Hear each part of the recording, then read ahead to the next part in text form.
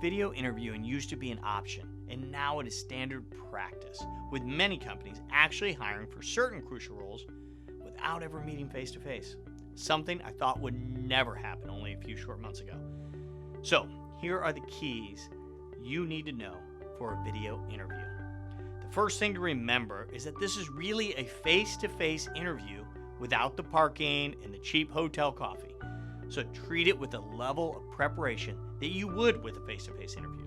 And I'd recommend looking at our face-to-face interview training for some great universal truths. But here are the 4 key things we see you need to do to nail your interviews over video. First, make sure you have the right technology. Seems like a given, but make sure your internet speed is good and clear. If possible, directly connect via an Ethernet cord. But also, consider what else is using your bandwidth. If your house is like mine, your son is playing a video game, your daughter is streaming YouTube, your spouse is on a Zoom call, all of those things affect your speed. So as possible, have them stay off during your video interview. Check out your camera and your microphone. Many times what comes stock will work, but for less than $60, you can get a much higher quality camera and a mic that will reduce the echo. I mean, you don't want to sound like Lou Gehrig in his farewell address. I consider myself the luckiest man on the face of the earth. Finally, check out the platform, whether it's Teams or Google Meets or Zoom, etc. Make sure you have the plugins and camera loads, the right one, ahead of time. Don't leave this to chance, because you fumbling with tech and saying, "Can you hear me now?" doesn't leave a solid impression. Second, get the lighting right. You want to look good, and unlike a physical interview where you can't control where you sit, for a video interview, you can take advantage of the situation by having a soft front light with limited backlighting.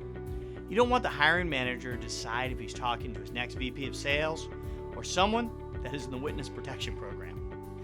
There's a lot of options in the market, like ring lights that will show up tomorrow from Amazon. I'd recommend making the investment. It will also help you up your Instagram game. Third, control your positioning and background.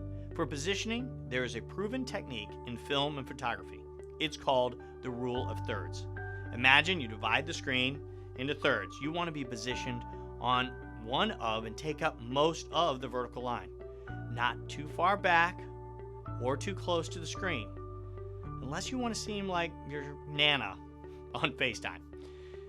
If you're positioned right, you will see the rest of your environment. I had one candidate actually show up with 3 empty beer bottles over his right shoulder. Let's just say he didn't move forward. For your background, reduce distractions. Simple is the best. Think a clean wall, one picture, a tidy bookshelf, or some of the best backgrounds I've seen.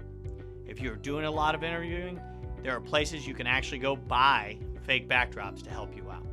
Finally, look the part.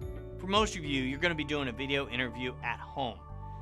And I've seen far too many candidates feel this gives them the right to dress or groom like they're at home. This is a face-to-face interview, so dress the part. I mean, we had a candidate coming off of quarantine with a beard that could have made him a member of Duck Dynasty. And it was the only thing the hiring manager remembered.